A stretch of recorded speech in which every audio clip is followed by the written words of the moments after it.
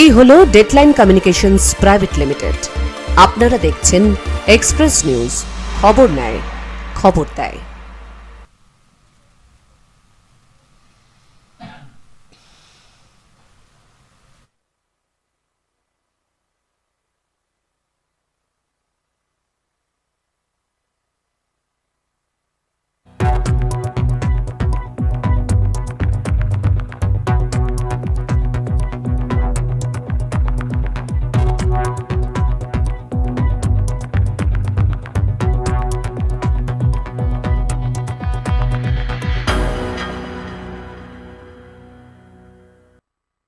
Health Express brought to you by Poroshmoni Healthcare Private Limited, Robotic Asansol.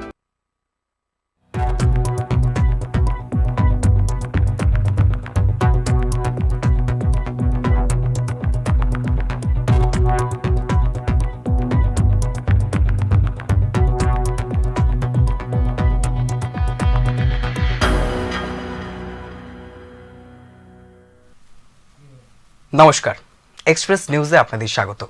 আপনারা দেখছেন কিন্তু health express অর্থাৎ বিশেষ কিছু হেলথ রিলেটেড অর্থাৎ আমাদের স্বাস্থ্য যত দিন যাচ্ছে আমাদের স্বাস্থ্য নিয়ে কিন্তু আরও বিশেষ করে মানুষকে সক্রিয় করার জন্য স্বাস্থ্যের কি ঠিক কি ভুল, কি করা উচিত কি করা উচিত নয়, অর্থাৎ বিশেষ কিছু পর্যালোচনা নিয়ে কিন্তু আমরা স্বাস্থ্যের উপরে আমাদের এই বিশেষ অনুষ্ঠান এক্সপ্রেস নিউজের পর্দায় হেলথ এক্সপ্রেস।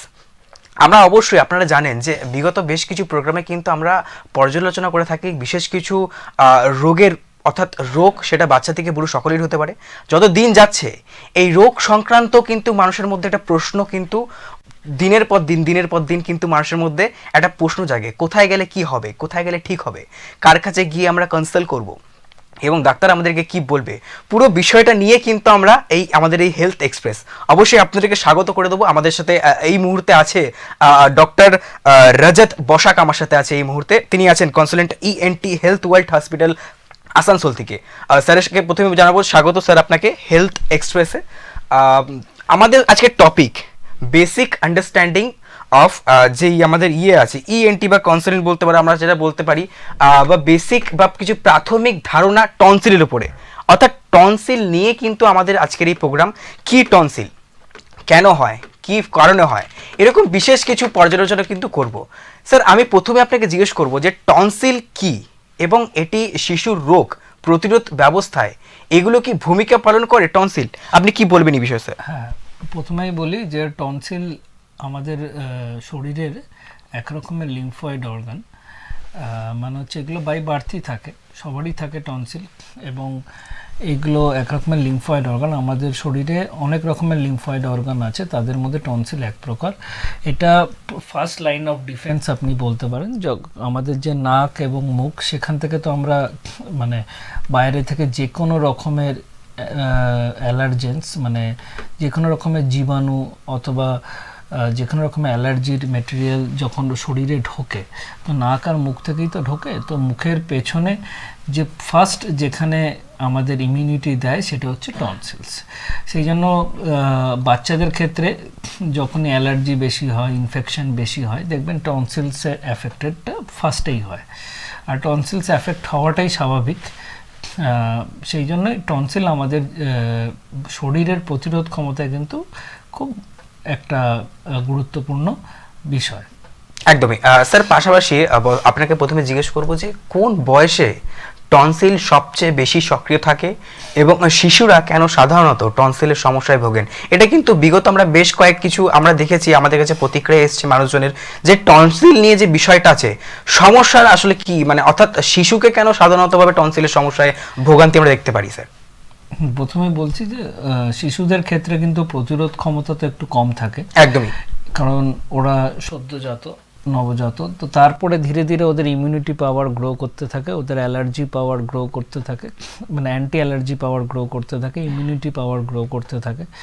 তো টনসিলের কাজ হচ্ছে যেই বাইরে থেকে যেই জীবাণু আসছে, যে অ্যালার্জেন্সগুলো আসছে, সেগুলো ও বডিকে প্রেজেন্ট করে, ঠিক আছে, সেগুলো টনসিলের মধ্যে আছে এবং বডি তার এগেনস্টে অ্যান্টিবডি প্রডিউস করে।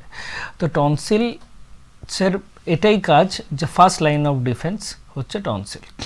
সেই জন্য যারা প্রথম 5 বছরের মধ্যে, স্পেশালি ফার্স্ট 3 ইয়ার্সের মধ্যে, 3 বছরের মধ্যে কিন্তু টনসিলের ইনফেকশন খুব বেশি হয়, টনসিলের অ্যালার্জি, টনসিলাইটিস খুব বেশি হয়।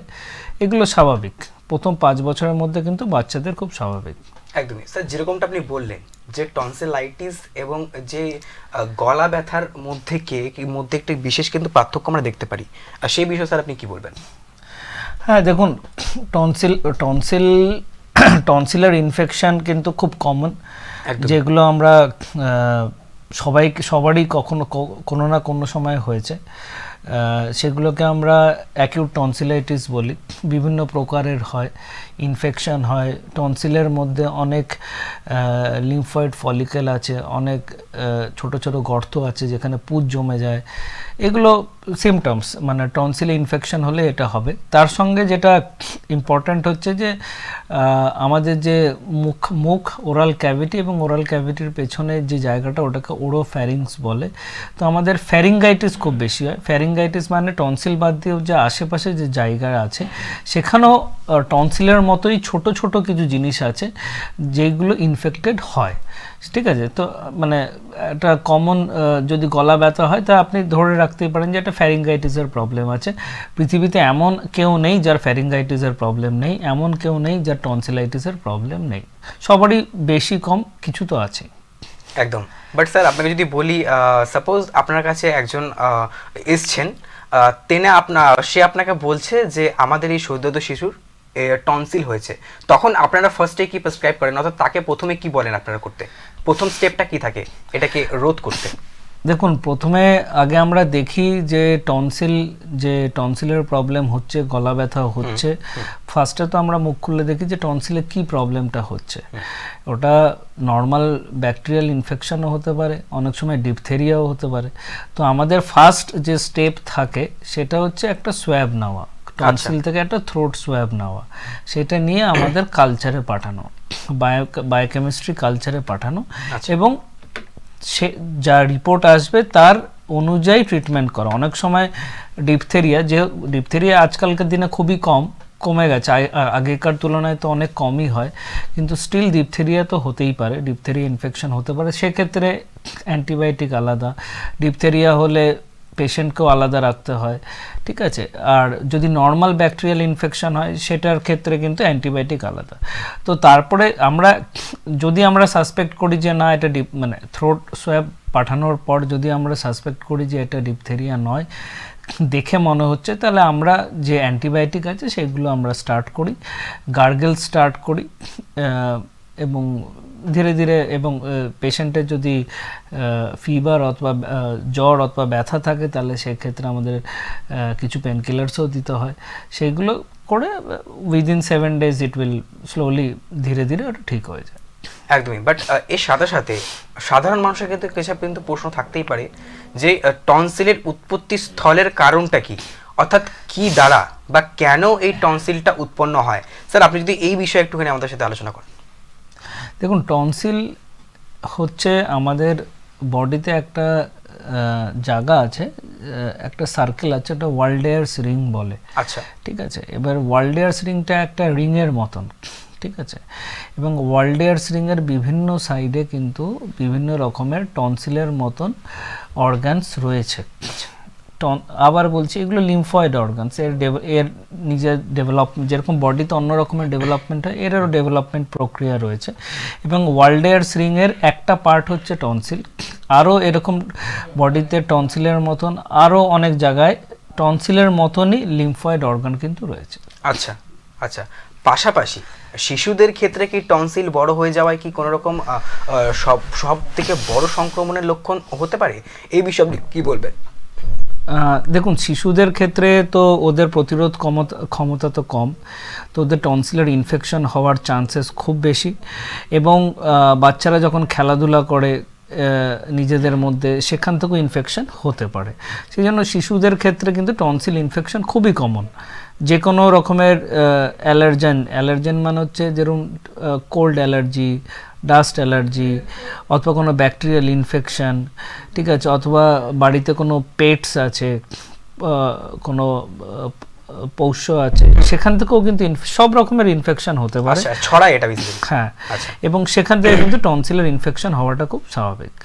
আচ্ছা, এই সদ্যজাত আমরা যেহেতু শিশু বা সদ্যজাতদেরকে দিয়েই শুরু করেছি, তাহলে আমি এটাকে কন্টিনিউ করছি স্যার, যে এই টনসিল একজন যদি সদ্যজাত বডিতে এটা দেখা দেয় এই টনসিল, তবে পরবর্তীকালে তো আপনারা সেটাকে প্রেসক্রাইব করেন, আপনারা ওষুধ দেন, মেডিসিন দেন এবং সেটাকে কমানোর চেষ্টা করেন, কিন্তু পরবর্তীকালে কি তাদের কোনো রকম বৃদ্ধির ক্ষেত্রে বা কোনো রকম ক্ষমতার ক্ষেত্রে কি এটা কোনো রকমভাবে এফেক্ট করতে পারে, যেহেতু তাদের সদ্য অথবা সেই সময় টনসিল দেখা গিয়েছে? এই ক্ষেত্রে কি হয়, কেন কি স্বাভাবিকভাবে জানি যে ওই সদ্যজাত বয়সে, অত কম বয়সে আপনারা মেডিসিন সেটাকে দিতে হবে, তো এর ক্ষেত্রে কি কোনো রকমভাবে অন্যরকম কিছু এফেক্ট দেখা দিতে পারে, সাইড এফেক্ট দেখা দিতে পারে? দেখুন, অ্যাকিউট টনসিলাইটিস তো সবারই হয়ে থাকে, এবং অনেক পেশেন্ট আছেন যাদের বারবার টনসিলের ইনফেকশন হয়, তাদেরকে ক্রনিক টনসিলাইটিস বলে। আচ্ছা, ঠিক আছে। এবং টনসিল বারবার এবার ম্যাক্সিমাম ক্ষেত্রে যেটা হয় যে টনসিল যদি বারবার ইনফেকশন হয় তাহলে কিন্তু টনসিল শ্রিঙ্ক হতে থাকে। ঠিক আছে, ম্যাক্সিমাম ক্ষেত্রে সেটা হয়, সেই জন্য ক্রনিক টনসিলাইটিসে টনসিলের সাইজ খুব একটা কিন্তু বড় থাকে না। ঠিক আছে, কিন্তু অনেক এরকম পেশেন্ট আছে, অনেক এরকম বাচ্চা আছে সেখানে যাদের টনসিলের সাইজ ক্রমাগত ইনফেকশনের জন্য বড় হয়ে গেছে, এরকমও আছে। এবং টনসিল যদি বড় হয়ে যায়, বারবার ইনফেকশন হচ্ছে, বড় হয়ে যাচ্ছে, তাহলে কিন্তু সেই ক্ষেত্রে যেটা হয় যে বাচ্চার খেতে অসুবিধা হয় এবং বাচ্চার গ্রোথে কিন্তু, এখন বাচ্চা যদি প্রতি 3 মাস অন্তর অন্তর অথবা প্রতি মাসেই টনসিল ইনফেকশন হয়ে যাচ্ছে, একটা শরীরের মধ্যে একটা জীবাণুর মানে ইনফেকশন বারবার হচ্ছে, তো বাচ্চার গ্রোথও কিন্তু অ্যাফেক্টেড হয়। ঠিক আছে, একদমই। পাশাপাশি শিশুদের কিন্তু বারবার টনসিল হয়, অর্থাৎ এই টনসিলাইটিসের সবথেকে সাধারণ এবং কারণগুলো যদি আপনি একটু আমাদের সামনে বলেন তাহলে বেশি ভালো হয়। টনসিলাইটিসের কারণ দেখুন, ফার্স্ট হচ্ছে ভাইরাল। ঠিক আছে, এখনকার দিনে যা ভাইরাস এসছে তাতে যে কোনো ভাইরাল ইনফেকশনেই টনসিলাইটিস হতে পারে। তারপর হচ্ছে ব্যাকটেরিয়াল, বিভিন্ন রকমের ব্যাকটেরিয়া আছে, বহুদিন ধরেই আছে, সেই ব্যাকটেরিয়া থেকে ইনফেকশন হতে পারে। যে কোনো যাদের কোল্ড অ্যালার্জি আছে, ডাস্ট অ্যালার্জি আছে, যে কোনো ঠান্ডা জিনিস খেলে টনসিলাইটিস হতে পারে। ঠিক আছে, বেশি ডাস্ট এরিয়াতে থাকলে কিন্তু এক রকমের অ্যালার্জি হতে পারে। ঠিক আছে, আবার বলছি পেটস থাকলে কিন্তু হতে পারে। তো এইগুলো হচ্ছে প্রধান কারণ টনসিলাইটিস হওয়ার। আচ্ছা স্যার, বেসিক্যালি টনসিল হওয়ার কি নির্দিষ্ট কিছু জায়গা আছে, মানে আমাদের যে বডি আছে সে বডি যেরকম আমরা দেখে থাকি বেসিক্যালি কিন্তু আমাদের এই জায়গাটা, অর্থাৎ এই নেকের ঠিক এই কর্নার করে কিন্তু হয়ে থাকে আমরা যেরকম জেনে থাকি, এছাড়াও কি কোনো অন্য জায়গায় বা বডির অন্য কোনো জায়গায় টনসিলে দেখা দিতে পারে? এই বিষয়ে কি বলবেন? দেখুন, আমি আগেই বললাম যে টনসিলের মতনই টনসিল হচ্ছে আমাদের ওয়ার্ল্ডেয়ার্স রিং যে আছে তার একটা পার্ট। ওয়ার্ল্ডেয়ার্স রিং মানে হচ্ছে একটা রিং, যেখানে আমাদের বডি যখন তৈরি হয় তার বিভিন্ন জায়গায় বিভিন্ন রকমের লিম্ফয়েড অর্গান রয়েছে। টনসিল একটা পার্ট, সেরকম নাকের পেছনেও একটা টনসিল আছে, ওটাকে নেজোফ্যারিঙ্গিয়াল টনসিল বলে, যেটাকে আরেকটা নাম হচ্ছে অ্যাডিনয়েড গ্ল্যান্ড। এই অ্যাডিনয়েড গ্ল্যান্ডেরও ইনফেকশন কিন্তু হয়। ঠিক আছে, এইগুলো বাচ্চাদের ক্ষেত্রে বেশি হয়। অ্যাডিনয়েড গ্ল্যান্ডের ইনফেকশন অলমোস্ট প্রতিটা বাচ্চারই হয়, এবং সেই জন্য বাচ্চাদের হাঁচি সর্দি কিন্তু খুব বেশি হয়, কারণ নাকের পেছনে ওদের অ্যাডিনয়েড গ্ল্যান্ড আছে, সেই জন্য ওদের হাঁচি সর্দি কিন্তু বেশি হয়। এবার যদি আমাদের এই টনসিল আর অ্যাডিনয়েড এর ইনফেকশন হয়, তাহলে ওই ইনফেকশন থেকে কিন্তু আপনি যেই জায়গাটা দেখালেন যে গলার নিচে, সেখানে আমাদের লিম্ফয়েড গ্ল্যান্ড আছে, সেই গ্ল্যান্ডগুলো ফুলে যায়। এই গ্ল্যান্ডগুলো ফুলছে একটাই কারণ টনসিলের ইনফেকশন হচ্ছে, অ্যাডিনয়েডের ইনফেকশন হচ্ছে। সেই ইনফেকশনটা আমাদের লিম্ফয়েড টিস্যু দিয়ে আমাদের যে গলার নিচে ঠিক এই জায়গাটাতে এবং এই জায়গাটাতে আরও অনেক রকমের লিম্ফয়েড টিস্যু আছে, লিম্ফয়েড লেভেল আছে, সেখানে কিন্তু ফুলে যায়। তো ভেতরে আমার টনসিল ইনফেকশন হচ্ছে এবং বাইরে প্রভাব পড়ছে কিন্তু এইখানে। আচ্ছা স্যার, বেসিক্যালি আমরা টনসিল নিয়ে কথা বলছি, কত ধরনের টনসিল একটা হিউম্যান বডিতে দেখা যায় এবং সেটার অ্যাকচুয়াল কারণ কি হতে পারে, main of the reason tonsil হওয়ার সেটা কি হতে পারে? হ্যাঁ, আমি এটাই বললাম যে ওয়ার্ল্ড এয়ার রিং আছে তো অনেক রকমেরই, কিন্তু আমরা সাধারণত এনকাউন্টার করি যে যেটা মুখের পিছনের টনসিল আর নাকের পিছনের টনসিল, অ্যাডিনয়েড গ্ল্যান্ড, এই দুটোই আমরা মেনলি এনকাউন্টার করি। আর বাদবাকি টনসিলগুলো আমরা অতটা এনকাউন্টার করতে পারি না। হ্যাঁ, লিম্ফয়েড অর্গান আমাদের শরীরে অনেক রকমের আছে, সেইগুলো অন্য বিষয়। এটা কি শুধুমাত্র সদ্যজাতদের ক্ষেত্রেই হয় নাকি সেটা একটা না প্রপার এজ? এটা যে কোনো এজে হতে পারে। সদ্যজাতদের প্রথম 5 বছরে খুব বেশি হয়, কিন্তু এটা যে কোনো এজে হতে পারে। পাশাপাশি বাবা মা কিভাবে ভাইরাল এবং ব্যাকটেরিয়া জনিত যে টনসিলাইটিসের মধ্যে পার্থক্য করতে পারবেন, সেটার একটা দিকটা তুমি আপনি যদি বলেন। না, বাবা মার ক্ষেত্রে এটাই দেখতে হবে যে বাচ্চা খাচ্ছে কিনা। ফার্স্ট কথা হচ্ছে বাচ্চার গলা ব্যথা হচ্ছে, বাচ্চা খেতে পারছে কিনা। এবং অনেক বাবা মা তো আজকালকার দিনে মানে এমনি টর্চ দিয়েই দেখে নেন যে মুখের ভেতরে টনসিল ফুলে আছে, আচ্ছা, খেতে পারছে না। বাচ্চা তো এমনিই বলবে যে আমার ব্যথা হচ্ছে খেতে, মুখ দিয়ে লালা গড়াচ্ছে, খেতে না পারলে স্যালাইভাটাও মানে আমাদের থুতুটাও সোয়ালো করতে পারবে না, সেটাও লালা গড়াবে। ঠিক আছে, জ্বর আসবে, ফিভার আসবে, বারবার হাই স্পাইক ফিভার আসবে, 100-র উপরে টেম্পারেচার আসবে, এবং পেশেন্ট নিজেও খুব উইক ফিল করবে, টক্সিক ফিল করবে। এবং এইগুলো হচ্ছে মেন সিমটম যে টনসিল হওয়ার। একদমই। কোন লক্ষণগুলো দেখলে বোঝা যায় যে শিশু টনসিল হয়েছে এবং সেটা একটা গুরুতর পর্যায়ে পৌঁছে গিয়েছে? প্রথমে দেখবেন যে শিশু খাচ্ছে কিনা। সবথেকে ইম্পর্টেন্ট জিনিস হচ্ছে যে খাবার খাচ্ছে কিনা। খাবার খেতে না পারলে সেটা গুরুতর পর্যায়ে পৌঁছে যাবে। জল খেতে পারছে কিনা, যদি জল না খায় তাহলে ইউরিনও পাস করবে না। ঠিক আছে, এটা আমরা সবসময় বলি যে ইউরিন পাস করছে কিনা, এটা আমাদের দেখে নিতে হবে যে ইউরিনটা পাস করছে কিনা। ঠিক আছে, যে জল খাচ্ছে না, ইউরিন পাস করছে না, সে ক্রিটিক্যালি মানে ইউরিন পাস না করলে কিন্তু পেশেন্ট ক্রিটিক্যাল হয়ে যেতে পারে। দেখতে হবে ফিভার কতটা গুরুতর, 101-100-র উপরে ফিভার হচ্ছে কিনা, বারবার স্পাইক আসছে কিনা। মানে এগুলো আপনি সিম্পটম বলছেন? হ্যাঁ, এবং এগুলো গুরুতর সিম্পটম বলছি, যে বারবার ফিভার স্পাইক আসছে কিনা। ঠিক আছে, এগুলো আপনাকে দেখতে হবে। এবং গলার নিচে অনেক সময় আপনি সোয়েলিংও ফিল করতে পারবেন। আচ্ছা, ঠিক আছে, গলার নিচে আপনি সোয়েলিং ফিল করবেন। এবং বাচ্চা খুব ইরিটেটেড হয়ে যাবে, বাচ্চা প্রচণ্ড ইরিটেটেড হয়ে যাবে, বাচ্চা সবসময় টক্সিক লাগবে, ফিব্রিশ লাগবে, বাচ্চা আপনি যাই বলবেন ও করতে চাইবে না। ঠিক আছে, তো এইগুলো থেকেই বুঝতে পারবেন যে টনসিল কতটা গুরুতর হচ্ছে। এছাড়া স্যার কি কি আছে? অর্থাৎ এগুলো তো আপনি সদ্যজাত বাচ্চাদের ক্ষেত্রে বলছেন? না, সদ্যজাত না, এটা সবার ক্ষেত্রেই বলছি। আচ্ছা, একটি শিশুর কত ঘন ঘন টনসিলাইটিস হলে তা উদ্বেগের কারণ হতে পারে স্যার, এটা কি বলবেন? এবার দেখুন, প্রতি মাসে হচ্ছে, প্রতি 2 মাসে হচ্ছে, বছরে 5-6 বার হচ্ছে, এরকম ভাবে 2-3 বছর হয়েই যাচ্ছে, তাহলে কিন্তু এটা উদ্বেগের কারণ হতে পারে। যে প্রতি মাস অথবা প্রতি 2-3 মাসে হয়ে যাচ্ছে টনসিল, বছরে 5-6 বার হচ্ছে, তাহলে কিন্তু এটা আপনাকে বুঝতে হবে যে এটা টনসিলটা আপনার এফেক্ট করছে। এবং টনসিলের সঙ্গে এই অ্যাডিনয়েড গ্ল্যান্ডের ইনফেকশন, সেটাও কিন্তু একটা বড় ব্যাপার। ঠিক আছে, সেটাও যদি বারবার ইনফেকশন হয়, পেশেন্টের কিন্তু কানে ব্যথা হবে। ঠিক আছে, কানে ব্যথা হবে। এবং অনেক পেশেন্ট আছে যে কানে মানে অ্যাডিনয়েড গ্ল্যান্ডের ইনফেকশন হলে কানে শুনতে কমও পায়। ঠিক আছে, এই সময় কিন্তু আপনাদের প্রপার কেয়ার নিতে হবে, যে এটা গুরুত্ব দিতে হবে। কারণ কানেরও হিয়ারিং পাওয়ার যদি এফেক্ট করে, তাহলে কিন্তু এটাও গুরুত্ব দিতে হবে। একদম। আমি একটু দর্শক বন্ধুদের উদ্দেশ্যে জানাবো যে আপনারা দেখছেন এক্সপ্রেস নিউজের বিশেষ অনুষ্ঠান হেলথ এক্সপ্রেস। আপনারা অবশ্যই টোল ফ্রি নাম্বারে কল করতে পারেন, আপনাদের মনে প্রশ্ন থাকতে পারে, আপনারা ফোন করে জানতে পারেন। আমাদের সাথে আছেন স্যার, আছেন আমাদের সাথে ডক্টর রজত বসাক আমাদের সাথে আছেন এই মুহূর্তে। আপনারা অবশ্যই ফোন করতে পারেন এবং আপনাদের মনে প্রশ্ন থাকতে পারে। কারণ কি স্যার, আমরা দেখেছি এগুলো কিন্তু স্যার খুবই ছোট ছোট এবং গুরুত্বপূর্ণ জিনিস, যেগুলো মানুষ খুবই কোয়েশ্চেনেবল হয়ে পড়ে, অর্থাৎ সাধারণভাবে মানুষরা বুঝতে পারেন না। তো সুতরাং এটা নিয়ে তারা কিন্তু অনেক দৌড়ঝাঁপ করেন, কিন্তু এন্ড অফ দ্য টাইম তারা কিন্তু ঠিকঠাকভাবে রেজাল্ট পায় না। এবং দেখেছি আমরা যে একটা ছোট্ট এই যে টনসিল যে জিনিসটা খুবই ছোট্ট প্রথম কিন্তু এটা একটা এমন জায়গায় গিয়ে যেতে পারে যেটা খুবই কিন্তু পরবর্তীকালে খুবই ভয়াবহ একটি ঘটনার সম্মুখীন হতে পারে। পাশাপাশি স্যার আমি আপনাকে জিজ্ঞেস করবো যে চিকিৎসা না করালে টনসিলাইটিস কি শরীরের অন্য অংশে জটিলভাবে সৃষ্টি হতে পারে, সেই ক্ষেত্রে কি হয়?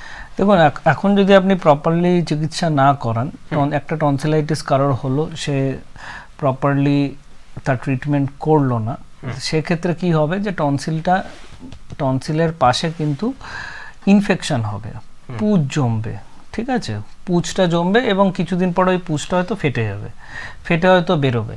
এবার অনেক সময় এই পুঁজটা আশেপাশের জায়গাতেও কিন্তু স্প্রেড হতে পারে, ঠিক আছে, এবং আশেপাশের জায়গাতে পুঁজ যদি স্প্রেড হয়, গলার নিচে যদি পুঁজ স্প্রেড হয়, ধীরে ধীরে আমাদের গলার নিচে কিছু স্পেস আছে, সেই স্পেসগুলো যদি পুঁজ অ্যাফেক্ট করতে থাকে তাহলে কিন্তু ইনফেকশনটা বেড়ে যাবে। একদমই।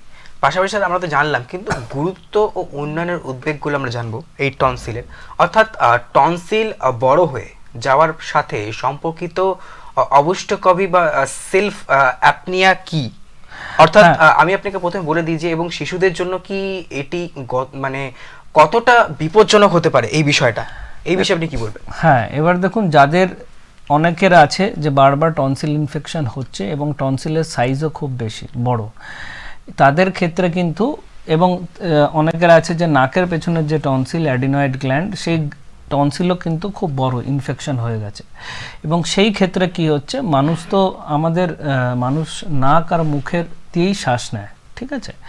এবার যদি দুটোরই যে এন্ট্রি পয়েন্ট অ্যাডিনয়েড এবং টনসিল দুটোই যদি বড় থাকে তাহলে কিন্তু মানুষ শ্বাস নিতে পারবে না। সেই ক্ষেত্রে কিন্তু একরকমের স্লিপ অ্যাপনিয়া হবে, অবস্ট্রাকটিভ স্লিপ অ্যাপনিয়াকে বলে। অবস্ট্রাকটিভ স্লিপ অ্যাপনিয়া, তাকে ওএসএ আমরা বলি মেডিকেল টার্মে। অবস্ট্রাকটিভ স্লিপ অ্যাপনিয়া মানে হচ্ছে যদি আমার এই শ্বাস নেওয়ার রাস্তায় যদি কোনো অবস্ট্রাকশন থাকে তাহলে কিন্তু শরীরে অক্সিজেন যাচ্ছে না, কম পরিমাণে যাচ্ছে লাংসে কম পরিমাণে অক্সিজেন গেলে কিন্তু ব্রেনেও কম পরিমাণের অক্সিজেন যাবে। সেক্ষেত্রে কি হবে, দেখবেন বাচ্চা, যেটা অলমোস্ট এভরি বাচ্চাতেই হয়, প্রথমের দিকে শুরুর দিকে হয়, দেখবেন অ্যাডিনয়েড গ্ল্যান্ড বড় আছে, ওরা কিন্তু নাক ডাকে। প্রথম সিমটম হচ্ছে নাক ডাকবে, সেকেন্ড হচ্ছে মুখ খুলে শোবে, কারণ নাক দিয়ে তো শ্বাস যাচ্ছে না, এবার মুখ থেকে শ্বাস নিতে হবে, সেই জন্য ওরা দেখবেন মুখ খুলে শোবে। অনেক সময় দেখবেন অবস্ট্রাকটিভ স্লিপ অ্যাপনিয়াতে নাক ডাকছে, নাক ডাকার কিছুক্ষণ পরে 4-5 সেকেন্ড কিন্তু বাচ্চা শ্বাস নিচ্ছে না, মানে হচ্ছে স্লিপ অ্যাপনিয়া হচ্ছে। অ্যাপনিয়া মানে হচ্ছে শ্বাসটা আটকে যাচ্ছে, 2-3 সেকেন্ড দেখবেন শ্বাস নিচ্ছে না, আবার দেখবেন শ্বাসটা শুরু হয়ে যাচ্ছে। তো এই সাইকেলটা হতে থাকবে, পুরো রাত ধরে এই সাইকেলটা হতে থাকবে, এবং এই সাইকেলটা হওয়ার জন্য কিন্তু ব্রেনে অক্সিজেনের পরিমাণ কিন্তু কম পড়বে। এবং অবস্ট্রাকটিভ স্লিপ অ্যাপনিয়া হলে আরেকটা যেটা হবে, যে আপনি দেখবেন যে মুখ দিয়ে যেহেতু শ্বাস নিচ্ছে, ওর দাঁতের যে ডেন্টিশন যে আছে, দাঁতের যে ক্রোনোলজি আছে অথবা দাঁতের যে প্যাটার্ন আছে, সেটা কিন্তু দেখবেন প্রপারলি হয় না, দাঁত প্রপার সেট হয় না, মানে আগে পিছে করে দাঁতগুলো উঠতে থাকে। আচ্ছা, ঠিক আছে, তো এইগুলো অবস্ট্রাকটিভ স্লিপ অ্যাপনিয়ার কিন্তু মেন সিমটমস। আচ্ছা, তো স্যার একটা টনসিল একটা হিউম্যান বডি বা একজন সদ্যজাত একজন শিশুর তার বডিতে যদি একটা টনসিল একটা বড় আকারে ধারণ হয়, সেক্ষেত্রে আপনারা কী করেন? আপনারা কি মেডিসিন দিয়ে সেটাকে কোনোভাবে কমানোর বা পুরোপুরি ক্লিয়ার করার চেষ্টা করেন, নাকি সেটা পরবর্তীকালে কোনো সার্জারিও হতে পারে?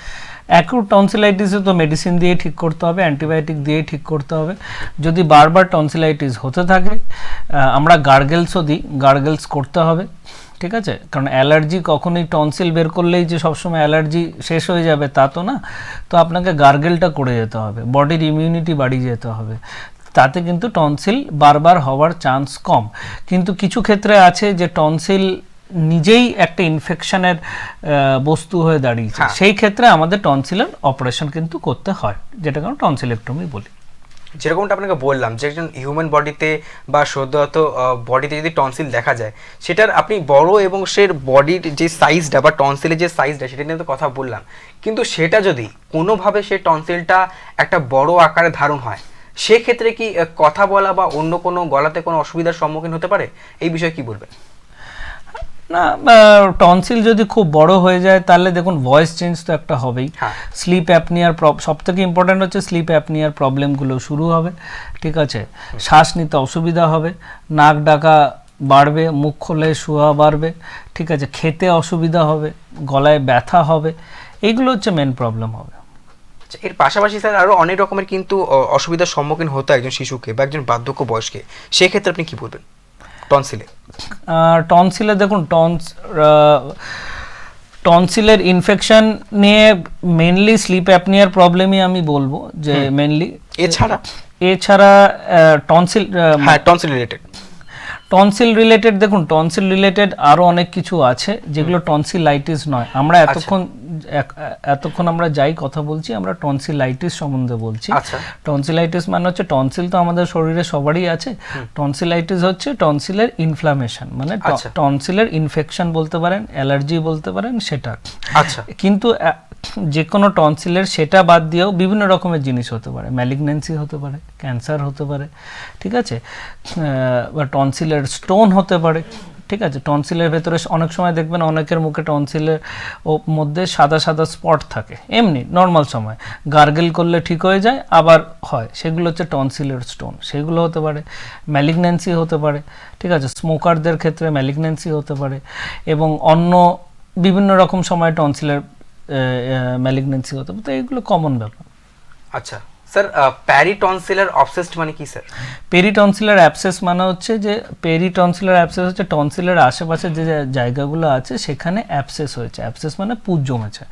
পেরিটনসিলার অ্যাবসেস প্রথমে অ্যাকিউট টনসিলাইটিস হয়েছে, প্রথমে টনসিলটা ইনফ্লামেশন হয়েছে, ইনফেকশন হয়েছে, তারপরে পুঁজটা জমেছে, পুঁজটা জমে টনসিলের পাশে যে জায়গাটা রয়েছে সেখানে সেই পুঁজটা জমে গেছে, জমে সেই জায়গাটা ফুলে গেছে, সেটাকেই বলছে পেরিটনসিলার অ্যাবসেস। তো স্যার এর ফলে কি একটা বৃহত্তর আকার সেটা ধারণ করতে পারে, বা অবশ্যই ক্ষতি তো হবেই? হ্যাঁ, পেরিটনসিল বড় বা পেরিটনসিলার অ্যাবসেস হতে পারে অবশ্যই, কারণ পেরিটনসিলার অ্যাবসেস যদি আপনি প্রপারলি ড্রেন না করেন, মানে ওই অ্যাবসেসের পুঁজটাকে প্রপারলি না বের করেন, সেটা ফেটে যায়, এবং মুখের মধ্যে ফেটে গেলে আপনার মুখে ইনফেকশন হতে পারে। নিচে ফেটে যদি ওই ইনফেকশনটা লাংসে যায় তাহলে লাংসে ইনফেকশনটা যেতে পারে, এবং টনসিলের আশেপাশে কিছু গুরুত্ব ব্লাড ভেসেল আছে, ঠিক আছে, সেখানেও ওই ইনফেকশনটা কিন্তু স্প্রেড হতে পারে। একদমই। দর্শক বন্ধুদের উদ্দেশ্যে আমি রাখবো, আমরা কথা বলছি আজকে বেসিক টনসিলের, অর্থাৎ বেসিক আন্ডারস্ট্যান্ডিং অফ টনসিল। আমরা টনসিল নিয়ে আজকে কথা বলছি। আমাদের সাথে আছেন ডক্টর রজত বসাক, আমাদের সাথে আছেন, ডক্টরের সাথে কথা বলছি। কিন্তু সময় একটি ছোট্ট ব্রেকের পর আবার ফিরে আসছি।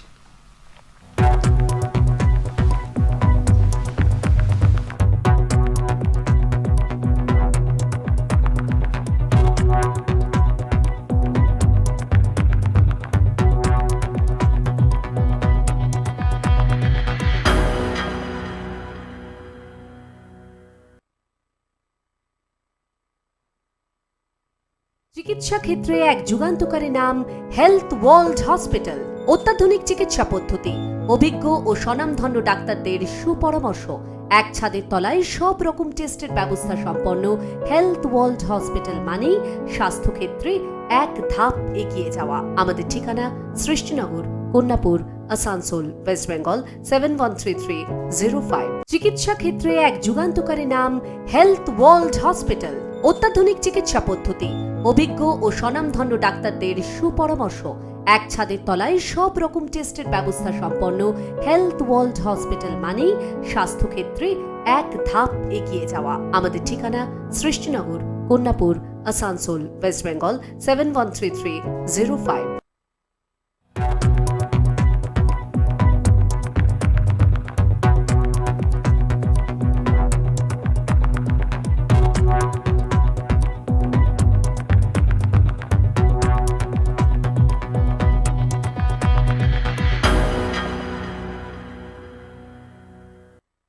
ফিরে এলাম একটা ছোট্ট বিজ্ঞাপন বিরতির পর। আপনারা দেখছেন হেলথ এক্সপ্রেস। আমরা কথা বলছি আজকে টনসিল নিয়ে। টনসিলের উপর আমরা বিশেষ করে কথা বলছি যে টনসিল কি কারণে, অর্থাৎ উৎপত্তি স্থল এবং পরবর্তীকালে এটা কি আকার ধারণ করতে পারে এবং এটাকে সংক্রমণ করার জন্য কি হতে পারে সেই নিয়ে আমরা কথা বলছি। আমাদের সাথে আজকে আছেন ডক্টর রজত বসাক স্যার, আমাদের সাথে আছেন। আমরা কথা বলছিলাম স্যার, আমরা যেখানে ছিলাম আর কি, আমরা প্যারিটনসিলের অবসেসড নিয়ে কথা বলছিলাম। পাশাপাশি স্যার আপনাকে আরেকটা কোশ্চেন আমি করতে চাই, সেটা হচ্ছে মা বাবা কিভাবে এটি প্রাথমিকভাবে শনাক্ত করতে পারবেন? হ্যাঁ, সেটা আগেও আমরা বলেছি যে মা বাবা কী করে শনাক্ত করবে। প্রথমেই দেখবে যে গলায় ব্যথা আছে কিনা, বাচ্চা গলায় ব্যথা হচ্ছে কিনা, বাচ্চা খেতে পারছে কিনা, সেটা ইম্পর্ট্যান্ট। দেখবেন লালা গড়িয়ে পড়ছে, মানে নিজের থুতুটাও গিলতে পারছে না। আচ্ছা, ঠিক আছে, নিজের থুতু যদি না গিলতে পারে তো খাবারও গিলতে পারবে না, ঠিক আছে। তারপরে দেখবেন যে অনেক সময় গলার নিচে সোয়েলিংও থাকে, ফোলাও থাকে, এবং ওর চোখে মুখে একটা টক্সিক লুক থাকবে, মানে একটা ক্লান্ত লুক, একটা জ্বর জ্বর ভাব।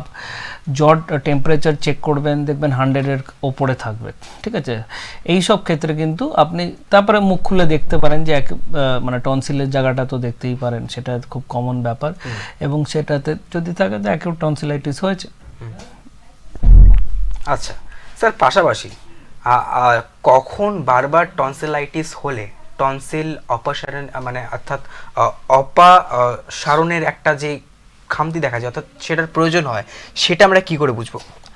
হ্যাঁ, যদি দেখুন প্রতি মাসেই অথবা প্রতি সেকেন্ড মাসেই আপনার টনসিলাইটিস হচ্ছে। আমরা কিন্তু স্যার অপসারণের কথা বলছিলাম, টনসিলের অপসারণ। হ্যাঁ, মানে আপনার অস্ত্রোপচারের কথা বলছেন? একদমই তাই। হ্যাঁ, টনসিলের অপারেশনের কথা বলছেন। তো দেখুন প্রতি মাসেই হয়তো অত প্রতি সেকেন্ড মাসেই দেখছেন যে একটা টনসিলের ইনফেকশন হচ্ছে, এবং বছরে 5-6 বার হলো এরকম এই লেভেল। আগেকার দিনে তো বলা হতো যে বছরে 5 বার অথবা 7 বার যদি হয়, অথবা এবং যদি এরকম 3 বছর হতে থাকে। কিন্তু এখনকার দিনে যদি প্রতি মাসেই হচ্ছে, প্রতি সেকেন্ড মাসে হচ্ছে, পুরো বছরটাই হয়ে গেল, তাহলে কিন্তু আপনার টনসিলের মানে অপারেশন, আমরা যখন টনসিলের ইনফেকশন থাকবে না তখন কিন্তু আমাদের টনসিলের অপারেশন করিয়ে নেওয়াটা বেটার। আচ্ছা, ছোট শিশুদের জন্য কি টনসিলের অস্ত্রোপচার কি নিরাপদ? হ্যাঁ, সাধারণত টনসিলেক্টমি হচ্ছে টনসিলের অপারেশনের নাম হচ্ছে টনসিলেক্টমি। সেটা সাধারণত মানে ম্যাক্সিমাম ক্ষেত্রে বাচ্চাদেরই আমরা করি, এবং সেটা নিরাপদ। সেটা নিয়ে মানে সেটারও কিছু কমপ্লিকেশন রয়েছে, কিন্তু অধিকাংশ ক্ষেত্রেই সেটা নিরাপদ। আপনি তো নিরাপদের কথা বললেন, কিন্তু পাশাপাশি আপনাকে জিজ্ঞেস করব এই সম্পর্কিত ঝুঁকিপূর্ণ দিকগুলো কি কি হয়? দেখুন, এখন টনসিলের অনেক রকমের মেথড বেরিয়ে গেছে টনসিল অপারেশন করার, অনেক রকমের মেথড বেরিয়ে গেছে। সে আগেকার দিনের মতন টনসিল অপারেশন এখন আর নেই, ঠিক আছে। আগেকার দিনে আমরা টনসিল অপারেশন করতাম কোল্ড স্টিল মেথডে। কোল্ড স্টিল মেথড এখনও আমরা করি, কোল্ড স্টিল মেথডে অনেক সময় করি। কোল্ড স্টিল মেথডে ওটাই মানে মেন মেথড। তো টনসিলের অপারেশনের মেন যদি কমপ্লিকেশন বলতে পারেন যে অপারেশনের সময় একটু ব্লিডিং হয়, এবং অপারেশনের পরের এখন এটা পার্সেন্টেজ খুবই কম, হয়তো 100 জনে 5 জন হবে, যে অপারেশনের পরের 1 উইক অথবা 2 উইকসে কিন্তু ব্লিডিং হতে পারে। তারও কিছু কারণ কিন্তু আছে। আমরা সবসময় বলি যে টনসিলের অপারেশনের পরে আমরা এটা মানে যারাই আমরা প্র্যাকটিস করছি ইএনটি, সবাই আমরা একই কথা বলি যে অপারেশনের পরে দুটো জিনিস আপনারা মনে রাখবেন। এক, গার্গেলস করতে হবে। আমরা কিছু গার্গেলস লিখে দিই, সেই গার্গেলগুলোকে আপনাকে বারবার করতে হবে। সেকেন্ড, যে আমরা টনসিলের পেশেন্টকে বলি নর্মাল খাবার দাবার খেতে, ঠিক আছে, যেটা প্রথম দিনে হয়তো বেদনাদায়ক হতে পারে, পেনফুল হতে পারে, যেটা মানে একটা অপারেশন হয়েছে ঠিক সেই জায়গাটাতেই টনসিলের মতন একটা অপারেশন হয়েছে, তাও আবার একটা বাচ্চার হয়েছে যার এমনিতে পেন সেন্সিটিভিটি খুব কম, ঠিক আছে, অল্পতেই বাচ্চারা বিরক্ত হয়ে যায়। সেখানে আমরা একটা অপারেশন করেছি এবং তাকে সেম দিন থেকেই বলছি যে নর্মাল খাবার দাবার স্টার্ট করুন, অথবা সেম দিন অথবা পরের দিন থেকেই বলছি নর্মাল খাবার দাবার স্টার্ট করুন। সেক্ষেত্রে কিন্তু ব্যথা হয়, ব্যথা হওয়াটা খুব স্বাভাবিক। কিন্তু আমরা বলি যে অপারেশনের পরে ঠান্ডা খাবার খেতে, প্রথমে আমরা আইসক্রিম খেতে বলি, জুস খেতে বলি প্রথম দিকে, এবং তারপরে ধীরে ধীরে নর্মাল খাবারে আমরা বলি যে আপনারা নর্মাল খাবার খান। কারণ কেন বলি যে নর্মাল খাবার খেলে, যখন মানুষ নর্মাল খাবার খায় তখন কিন্তু ওই মুখের যে মাসেলসগুলো আছে, টনসিলের আশেপাশে কিছু মাসেলস আছে, ঠিক আছে, সেই মাসেলসগুলো কিন্তু কন্ট্রাক্ট করতে থাকে, এবং যত কন্ট্রাক্ট হবে তখন কি হবে যে টনসিলের মধ্যে ব্লাড সাপ্লাইটা বেড়ে যাবে। আর যেই টনসিলের মধ্যে ব্লাড সাপ্লাইটা বেড়ে যাবে, টনসিলের যে হিলিংটা আছে সেটা খুব তাড়াতাড়ি হয়। সেই জন্য আমাদের অনেক বাচ্চাই আছে যারা প্রথম দিন খায় না, মানে একদমই খায় না, তারা কিন্তু নেক্সট 2-3 দিন তাদের ব্যথাটা থেকে যায়। কিন্তু এরকম আমাদের অনেক পেশেন্ট আছে যারা খুব হ্যাপিলি ফার্স্ট দিন খেয়ে নিল, তাদের ক্ষেত্রে কিন্তু সেকেন্ড আর থার্ড দিনের ব্যথাটা মানে অলমোস্ট 30% করে কমতে থাকে, ঠিক আছে, তো এই দুটো জিনিস আমাদের মেনটেন করতে হবে। টনসিলের ইনফেকশন অপারেশনের মেন জিনিস হচ্ছে ব্লিডিংটা যদি ঠিক থাকে তো টনসিলেক্টমির বাদ বাকি যে ছোটোখাটো যে কমপ্লিকেশন আছে সেগুলো নিয়ে ভয় পাওয়ার দরকার নেই। একদমই স্যার, একটু আগে আপনি গার্গিলের কথা বলছিলেন, আপনি গার্গিলের কথা উল্লেখ করলেন, সেক্ষেত্রে আপনাকে জিজ্ঞেস করবো যে আপনারা যখন পেশেন্টকে বলেন গার্গিল প্রেফার করেন তখন কি শুধুমাত্র ওয়ার্ম ওয়াটার অর্থাৎ গরম জল, নাকি তার মধ্যে কিছু মেডিসিন আপনারা অ্যাড করতে পারেন? দেখুন, আমি পার্সোনালি আমি অন্য চিকিৎসকদের বিষয়ে বলছি না, আমি পার্সোনালি যেটা অ্যাডভাইস করি, যদি টনসিলের ইনফেকশন হয়ে থাকে, অ্যাকিউট টনসিলাইটিস যদি হয়ে থাকে অথবা ক্রনিক টনসিলাইটিস যদি হয়ে থাকে, ইনফেক্টিভ ফেজ, মানে আপনি অপারেশন করছেন না, আপনি একটা ইনফেকশন নিয়ে ওপিডিতে এসছেন, আচ্ছা, সেই সময় আমার যেটা পার্সোনাল মতামত থাকে, এটা আমি আমার পার্সোনাল ট্রিটমেন্ট প্রোটোকল আমি বের করেছি। আচ্ছা, আমি যা আমার শিক্ষকরা আমাকে যা শিখিয়েছে তার একটা প্রোটোকল আমি বের করেছি, যে আমি বলি যে একটা সময় গরম জলে নুন দিয়ে গার্গিল করুন, আর আরেকটা সময় বিটাডিন গার্গিল অথবা হেক্সিডিন গার্গিল পাওয়া যায়, ক্লোরহেক্সডিন গার্গিল অথবা বিটাডিন গার্গিল পাওয়া যায়, পভিডন আয়োডিন যেগুলো, তার গার্গিল করুন। মানে গরম জলের গার্গিলটাও চললো, বিটাডিন গার্গিলটাও চললো, এবং এটা দিনে 3-4 বার করলে তো খুব ভালো। ঠিক আছে, আচ্ছা, এইটা হচ্ছে যারা টনসিলের ইনফেকশন নিয়ে ওপিডিতে আসে। এবার ধরুন অপারেশনের পরে আপনি টনসিলে গরম জিনিস দেবেন না, কারণ দিলে কি হবে, ব্লিডিং হবে। তো তখন অপারেশনের পরে উল্টো গার্গিল, আপনাকে ঠান্ডা জিনিসের গার্গিল করতে হবে। মানে আমি বলি যে আপনি জুস খান, ঠান্ডা জল খান, ইভেন ঠান্ডা জলেও গার্গিল করুন, নর্মাল ঠান্ডা জলে গার্গিল করুন, আর হেক্সিডিন বিটাডিনের গার্গিল করুন। আচ্ছা, তাহলে আপনি কি বলতে চাইছেন যে এটা ডিপেন্ড করে টনসিল কোন স্টেজে আছে সেইভাবে আমি প্রেফার? হ্যাঁ, মানে ইনফেকশন হলে আপনি গার্গিল করছেন, গরম জলের গার্গিল, হেক্সিডিনের গার্গিল তো যে কোনো দোকানে পাওয়া যায়, বিটাডিনের গার্গিল যে কোনো দোকানে পাওয়া যায়। আর অপারেশন হলে তো আপনার চিকিৎসক আপনাকে বলেই দিচ্ছে যে আপনি গরম জিনিসটা অ্যাভয়েড করবেন, হেক্সিডিনের গার্গিল। মেনলি আপনার হেক্সিডিন আর বিটাডিনের গার্গিলটা আপনি সবসময় করতে পারেন দুক্ষেত্রে। রাজা স্যার, পাশাপাশি কিছু বিশেষ পরীক্ষা কিন্তু থাকে, অর্থাৎ শিশুদের টনসিলের সমস্যা মূল্যায়নের জন্য কি কি ডায়াগনস্টিক পরীক্ষা ব্যবহার করা হয়, এই ক্ষেত্রে আপনি কি বলতে চাইবেন? দেখুন, টনসিলাইটিস তো আমরা ক্লিনিক্যালি জাজ করি, এটার জন্য আমাদের পরীক্ষা করার খুব একটা দরকার নেই, তবু আমরা থ্রোট সোয়াব করি। আচ্ছা, থ্রোট সোয়াব মানে হচ্ছে আমরা টনসিলের যে পুঁজটা আছে সেটা একটা সোয়াব স্টিক থেকে নিয়ে আমরা কালচারে পাঠাই। কালচারে গিয়ে সেটার ব্যাকটেরিয়াল হয়, মানে কি ব্যাকটেরিয়া আছে সেটা আমাদের কালচারে দেখা যায়। অর্থাৎ ল্যাবরেটরিতে গিয়ে সেটা পরীক্ষা হয়? হ্যাঁ, ল্যাবরেটরি, মানে পুঁজটা।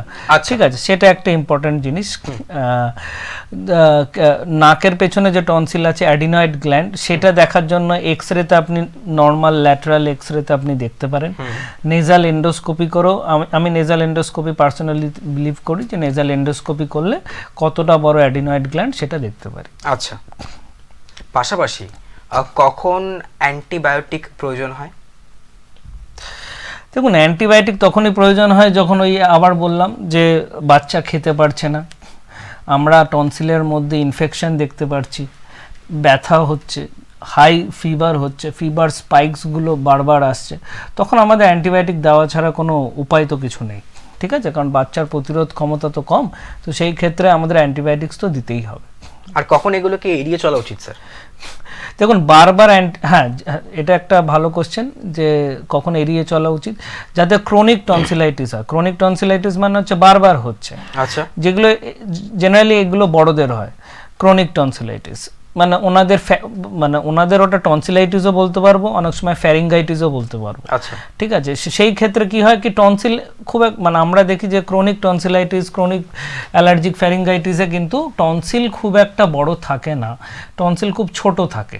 ঠিক আছে, টনসিল খুব ছোট থাকে এবং সেই ক্ষেত্রে কিন্তু টনসিলের মধ্যে ইনফেকশনও খুব একটা পাওয়া যায় না, কিন্তু ওটা হচ্ছে অ্যালার্জির জন্য হচ্ছে। সেই ক্ষেত্রে কিন্তু বারবার অ্যান্টিবায়োটিক প্রতি 3 মাসে অ্যান্টিবায়োটিক খেলে তো অ্যান্টিবায়োটিক রেজিস্ট্যান্ট হয়ে যাবে, সেই ক্ষেত্রে আমাদের কিন্তু গার্গলসটা চালিয়ে যেতে হবে। আচ্ছা, আর স্যার হালকা টনসিলাইটিস নিয়ন্ত্রণের জন্য বাড়িতে কি কি যন্ত্র নেওয়া যেতে পারে স্যার, এই বিষয়ে আপনি কি বলবেন? দেখুন বাড়িতে গার্গেলস করবেন, মেইনলি টনসিলাইটিস যদি অ্যাভয়েড করতে চান তো গার্গিল করবেন। গরম জল সব থেকে সেফ হচ্ছে, গরম জলে নুন দিয়ে গার্গিল করবেন, নয়তো বিটাডিন অথবা হেক্সিডিনের গার্গিল করবেন। ইমিউনিটিটাকে মেনটেন করবেন, হেলদি ডায়েট মেনটেন করবেন, ঠিক আছে, ফাস্ট ফুড কম খাবেন, জল বেশি করে খাবেন, ঠিক আছে, রাতের খাবারটা আগে খাবেন। এইগুলো যদি করেন, বডির ইমিউনিটি যদি মোটামুটি ঠিক থাকে, তাহলে কিন্তু টনসিল প্রবলেম হবে না। কোথাও না কোথাও কি তাহলে ফাস্ট ফুড এফেক্ট করে? হ্যাঁ, যে কোনো ফাস্টফুড, যে কোনো আপনার লাইফস্টাইল যদি অনেক পেশেন্ট আছে যাদের নাইট শিফট থাকে, মানে তাদের স্লিপ সাইকেলটাই উল্টো, ঠিক আছে, এবং তাদের কিন্তু এরকম ফ্যারিঙ্গাইটিসের প্রবলেম খুব বেশি হয়।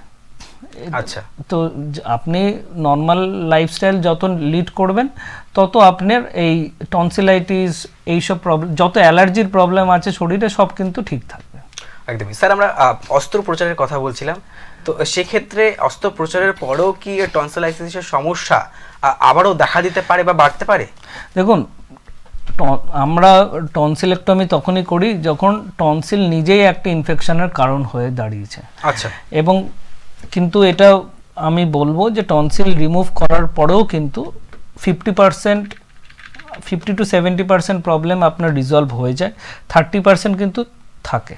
সেটা আমাকে আমি বলবোই, এই 30% কিন্তু হচ্ছে অ্যালার্জি। পুরো অ্যালার্জি তো আপনি পুরো অ্যালার্জি কিন্তু আপনাকে তো যে অ্যালার্জিটা রয়েছে সেই শরীরের অ্যালার্জি তো আপনি ওটাকে পুরোটা নিরাময় করতে পারবেন না। অ্যালার্জি হচ্ছে ইমিউনিটি, এক রকমের ইমিউনিটি হচ্ছে অ্যালার্জি, সেটা কোনোদিনও শরীর থেকে চলে যাবে না। তো কিছু অ্যালার্জি তো থাকবে, কিছু ইমিউনিটি তো থাকবে, আমাকেও অ্যালার্জিটা কন্ট্রোলে রাখতে হবে। হ্যাঁ, টনসিল রিমুভ করলাম, তাতে কি হলো, অ্যালার্জির পরিমাণটা কমে গেল, আমি খুব ইজিলি ওটাকে কন্ট্রোল করতে পারবো। কী করে কন্ট্রোল করব? আমি আবার গার্গেলস করব, আমি গার্গেলটাকে কন্টিনিউ করব, হেলদি লাইফস্টাইল করব, স্মোকিং অ্যালকোহল থেকে দূরে থাকবো, ফাস্টফুড থেকে দূরে থাকবো, আপনার টনসিলাইটিস এমনি কমে যাবে ধীরে ধীরে। এবং 80% আমার মতে, আমার পার্সোনাল প্র্যাকটিসে অ্যালার্জিক ফ্যারিঙ্গাইটিস অথবা ক্রনিক টনসিলাইটিস হলে যদি 70% to 60% রিলিফ হয়ে থাকে, দ্যাট ইজ এনাফ, ঠিক আছে। Don't try for 100%, 60% to 70% relief is enough for acute tonsillitis. Okay Raja sir, পাশাপাশি বারবার কিন্তু টনসিলের সংক্রমণ কমাতে বাবা মা কি কি প্রতিরোধমূলক ব্যবস্থা নিতে পারে, সেক্ষেত্রে আপনি কি বলবেন? হ্যাঁ, বাবা মা দেখবে যে বাচ্চার যাতে ওয়েট গেইন হয়, বাচ্চার যাতে খাবার দাবার ভালো করে খায় সেইগুলো বাবা মা দেখবে, নিউট্রিশন যাতে ভালো করে হয় সেগুলো দেখবে, বাচ্চা প্রপার অ্যাক্টিভিটি করছে কিনা সেটা দেখবে, খেলাধুলা করছে কিনা সেটা দেখবে, জল বেশি করে খাচ্ছে কিনা সেটা দেখবে, ঠিক আছে। সেডেন্টারি লাইফস্টাইল মানে হচ্ছে একদমই ডেস্ক জব টাইপ, মানে বাচ্চা যাতে শুধু বসে না থাকে, যেন বাচ্চা খেলাধুলা করতে থাকে, কারণ খেলাধুলা করলেই তো ইমিউনিটিটা আসবে। তো বাবা মা এইগুলোই দেখবে। একদমই। রাজেশ স্যার, আমরা পাশাপাশি বসার আগে আমরা কথা বলছিলাম যে এই টনসিলের বিষয়ে, অর্থাৎ টনসিলের যে এই বিশেষ দিকটা আছে, অর্থাৎ একটা খুবই কেয়ারফুলি দিক, সেটাকে বলা হয় কিন্তু সার্জারি বা সেটাকে বলা হয় অপারেশন। তো আপনি যেটা বলছিলেন যে খুব ব্রিফলি সেটাকে ইলাবোরেট করুন আপনি, অপারেশন কিরকম টাইপের হয় এবং সেটা ডিপেন্ড করে যে কি টনসিল আছে। দেখুন, টনসিলেক্টমি এখনকার দিনে কোল্ড স্টিল, মানে আগেও করতাম, এখনও আমরা করি। প্রথমে হচ্ছে কোল্ড স্টিল মেথড, সেটা খুব পপুলার মেথড, আমাদের ইনস্ট্রুমেন্ট যেগুলো আছে আমাদের, এবং খুব সেফ মেথড। এমন কিছু সেফ মেথড আমি বলবো। নিউয়ার মেথডসের মধ্যে যেগুলো হার্মফুল নয়, না, এগুলো হার্মফুল না, ঠিকঠাক করতে পারলে ইজ ভেরি সেফ, ঠিক আছে। এবং নিউ যেগুলো এসছে, একটা হচ্ছে কবলেশন ইজ এ মেথড, সেটা খুব popular, all over India is very popular, south ইন্ডিয়াতে পপুলার, নর্থ ইন্ডিয়াতে পপুলার, ইস্ট ইন্ডিয়াতেও এখন সবাই কবলেশনই করছে। কবলেশন মেথড নতুন এসছে। কবলেশন এক রকমের লেজার আমি বলবো না, লেজারের মতনই অন্য একটা জিনিস, ঠিক আছে। আপনারা লেজার দিয়েও করতে পারেন, ঠিক আছে, বাট আমি বলবো যে coblation method is now more popular. Cold steel method, যেগুলো আমাদের নর্মাল ইনস্ট্রুমেন্ট আছে তার সঙ্গে আমরা কবলেশন এটা মিক্সড করে আমরা করি।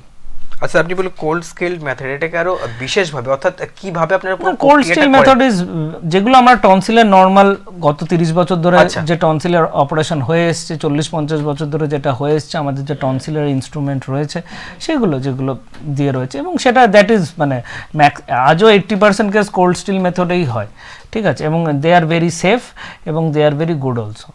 আর কিছু নতুন অ্যাডভান্সেস এসছে, তার মধ্যে কবলেশন মেথডটা is very popular, is being মানে পপুলার হচ্ছে।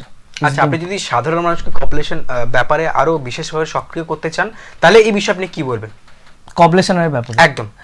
কবলেশনের ব্যাপারে ইনস্ট্রুমেন্টটা হচ্ছে এক রকমের, আমি বলবো যে একটা ওয়ান্ড আছে, একটা কবলেশন ওয়ান্ড আছে, একটা বলতে পারেন একটু বড় রকমের, যেরকম আমরা হ্যারি পটারের ওয়ান্ড শুনেছি, সেরকমই এক রকমের ওয়ান্ড আছে।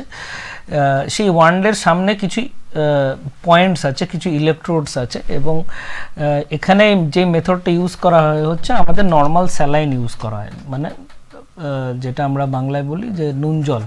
নর্মাল স্যালাইন যেটা আছে, আমাদের নর্মাল স্যালাইন যেটা পাওয়া যায়, সেই নর্মাল স্যালাইন যখন টনসিলের ওপর দিয়ে পাস করে, তখন আমাদের এই যে ওয়ান্ড আছে, ওয়ান্ডের সামনে ইলেকট্রোডস আছে, ইলেকট্রোডসের মধ্যে একটা কারেন্ট পাস করে। সেই কারেন্ট পাস করার জন্য যে জলটা আছে, সেই জলটা যে নর্মাল স্যালাইনের যে ওয়াটারটা আছে, সেই ওয়াটারটা আমরা ডিভাইড হয়ে যায়, ঠিক আছে। এবার যখন ওয়াটার ডিভাইড হয়, তার একটা টেম্পারেচার, একটা তাপ জেনারেট হয়। সেই তাপটা টনসিলটাকে ধীরে ধীরে ধীরে ধীরে গলিয়ে দেয়, ঠিক আছে। এটাকে একটা প্লাজমা বলে, যে এই প্লাজমার মাধ্যমে, প্লাজমা মানে হচ্ছে এই জলটাকে ডিভাইড করে যে তাপটা বেরোচ্ছে, সেই তাপটা টনসিলটাকে ধীরে ধীরে ধীরে ধীরে গলিয়ে দেয়, ঠিক আছে। এবং সেই ক্ষেত্রে কী হয়, ব্লিডিং হওয়ার চান্সেসটা খুব কম হয়। তবুও ব্লিডিং হয়, বাট ব্লিডিং ইজ মানে 80-90% তো ব্লিডিং রিজলভ হয়ে যায়, ঠিক আছে। আচ্ছা। তো সেই ক্ষেত্রে মানে যেহেতু ব্লিডিং ব্লাড লসটা কম হয়, সেই ক্ষেত্রে আমরা মানে কমপ্লিকেশন রেটও আমাদের টনসিলের ক্ষেত্রে এবং মেনলি অ্যাডিনয়েডের ক্ষেত্রে, ঠিক আছে। অ্যাডিনয়েড অপারেশনে কিন্তু কবলেশনটা আজকালকার দিনে খুব বেশি পরিমাণে লাগে, ঠিক আছে। আজকালকার দিনে নর্মাল অ্যাডিনয়েড অপারেশন খুব কম লোকেই করে, সবাই কবলেশনই ইউজ করে, ঠিক আছে। তো সেই ক্ষেত্রে কিন্তু কবলেশন ইজ ভেরি ইম্পর্টেন্ট। আচ্ছা স্যার, স্পেশালি আপনাকে যদি আমি বিশেষভাবে জিজ্ঞেস করি যে আপনার ক্ষেত্রে বা আপনার কেসেসের ক্ষেত্রে কি, আপনি তো যেরকমটা হেলথ ওয়ার্ল্ড হসপিটাল আসানসোলে আছেন, তো আপনার কেসেসে কি এরকম কিছু টাফ বা এরকম কিছু টাফ সিচুয়েশন নিয়ে বা ভার্স সিচুয়েশন নিয়ে কি এরকম লোকে এসছে যে সেই ক্ষেত্রে তাকে আপনাকে কম্পিলেশন, আপনি যেটা বলেন, করতে হচ্ছে? হ্যাঁ, কবলেশন তো আমরা প্রায় করি, কবলেশন সার্জারি তো আমরা প্রায় টনসিলের ক্ষেত্রেও করি, অ্যাডিনয়েডের ক্ষেত্রেও করি, সেটা আমাদের রুটিন ব্যাপার।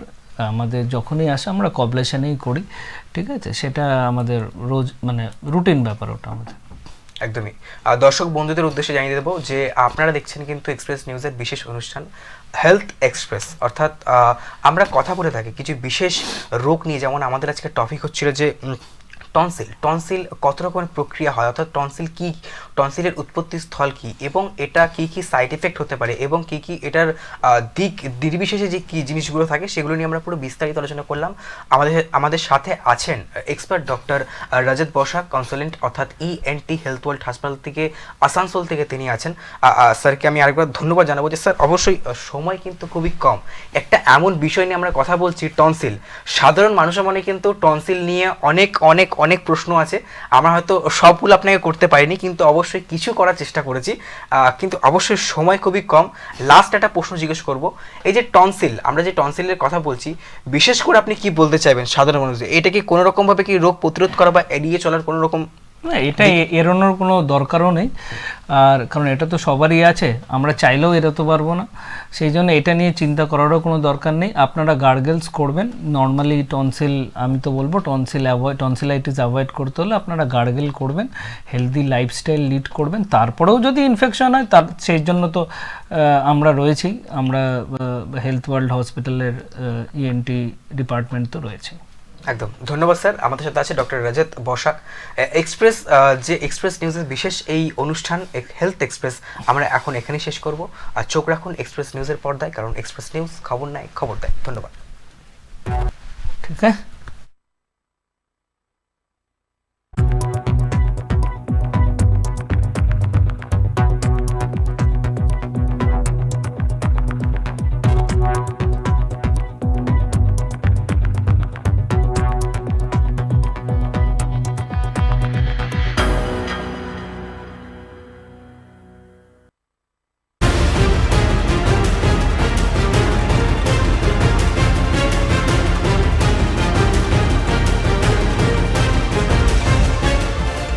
এই হলো ডেডলাইন কমিউনিকেশনস প্রাইভেট লিমিটেড। আপনারা দেখছেন এক্সপ্রেস নিউজ, খবর নেয়, খবর দেয়।